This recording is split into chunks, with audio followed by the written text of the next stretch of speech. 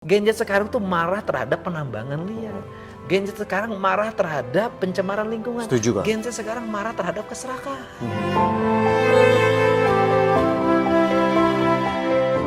Kuncinya cuma satu saja menurut saya adalah kata orang Sunda, asal keyeng tang tupareng. Artinya apa? Artinya siapa yang punya kemauan, mengerjakan pasti mencapai Di keberhasilan. situ ada jalan. Saya sih meyakini itu ya.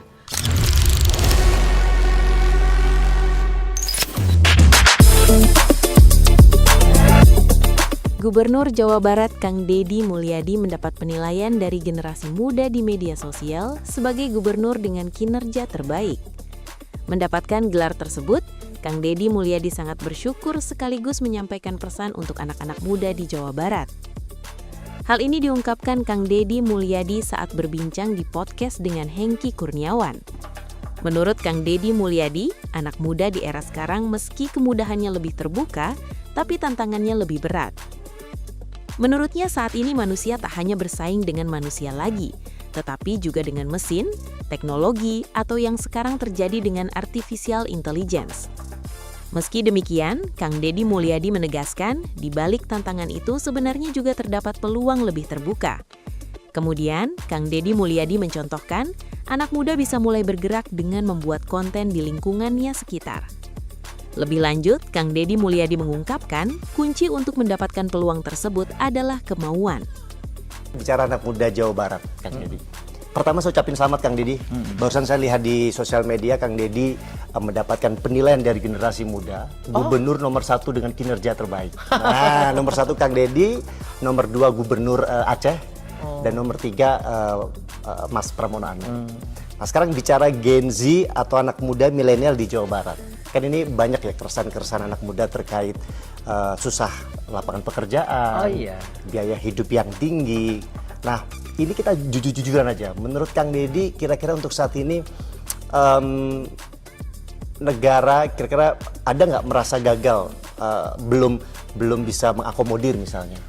Ya, kita tahu ya bahwa yang terlahir di era ini tantangannya, walaupun kemudahannya lebih terbuka, tapi tantangannya lebih berat.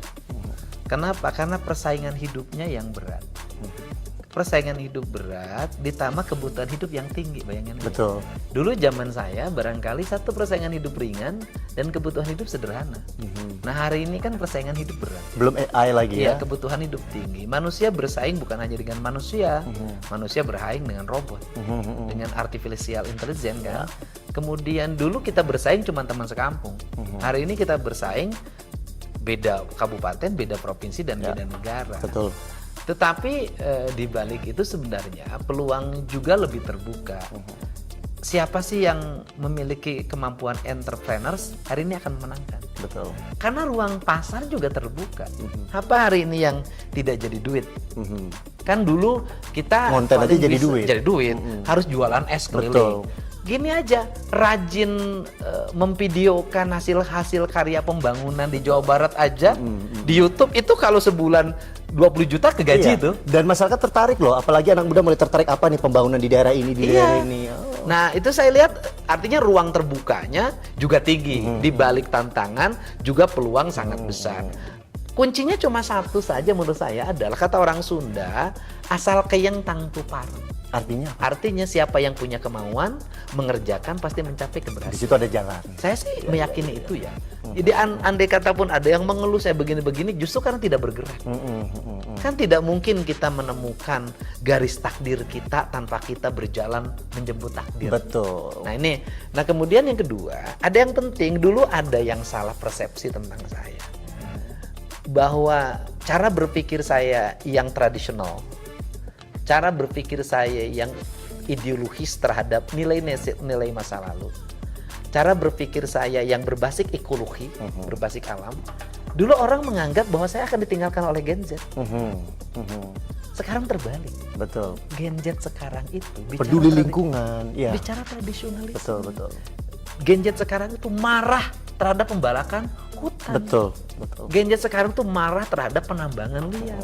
Gen Z sekarang marah terhadap pencemaran lingkungan. Setuju, Kak. Gen Z sekarang marah terhadap keserakahan.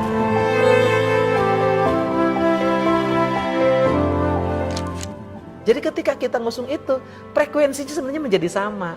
Nah, ini yang orang di luar dugaan. Ya. Gitu dulu. Bayangin sih misalnya hari ini saya cerita tentang Pajajaran. Kayaknya sekarang sudah bisa menampilkan Pajajaran dari AI. Betul. Kan luar biasa. Ya. Saya juga ketika melihat media sosial, kok banyak anak-anak muda yang cerita Majapahit, anak muda yang cerita Mataram, anak muda cerita Sriwijaya. Anak muda yang mulai mencintai budaya. Siapa dulu gubernurnya? Nah, ini kan di luar ya. Waktu Pak Hengki jadi bupati ketemu saya, bercerita tentang satu film yang akan Seni, ya betul. waktu itu kan belum mendapat sambutan yang kuat. Waktu itu ya. Hari ini tinggi loh, Pak. Ya. Nah, ini adalah sebuah bukti bahwa negara ini punya harapan. Ya. Karena negara punya harapan, anak muda punya harapan, maka satu aja, kita yang menjadi pemimpin jangan membunuh harapan mereka. Oh.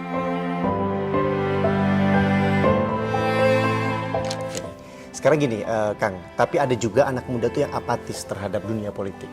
Mereka merasa bahwa hanya menjadi objek 5 tahunan, ya, tapi suara mereka jarang didengar.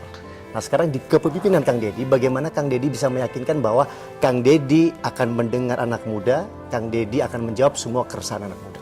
Ya, saya dalam setiap waktu kan terbuka. Bagaimana dalam setiap hal saya tampilkan secara terbuka, dan saya juga sangat menginginkan anak-anak muda menjadi generasi baru yang lebih baik dibanding generasi saya. Ruang itu sangat terbuka seiring dengan politik yang makin partisipatif.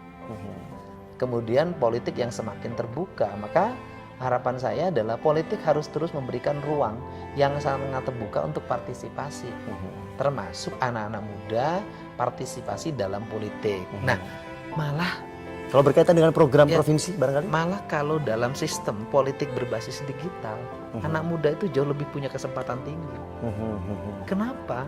Dalam sistem politik berbasis digital, maka karya-karya akan tersajikan dengan media digital dengan biaya sangat murah. Betul. Dan mereka akan jadi tokoh-tokoh besar. Beda dengan zaman saya dulu, kan harus berorganisasi. Betul. Harus jadi anggota, Ya. jadi sekretaris, jadi ketua. Nah, ini beda. Nah, ini kan Sekarang aja berani kritik pemerintah melalui sosial media aja bisa viral. dan keren-keren. Iya, keren-keren. Nah, keren-keren. Nah, kemudian ini yang menjadi arah dan kebijakan terbuka. Jadi bahwa politik konten itu adalah politik modern, dan itu kebutuhan yang melahirkan karya-karya kreatif dengan biaya murah. Betul.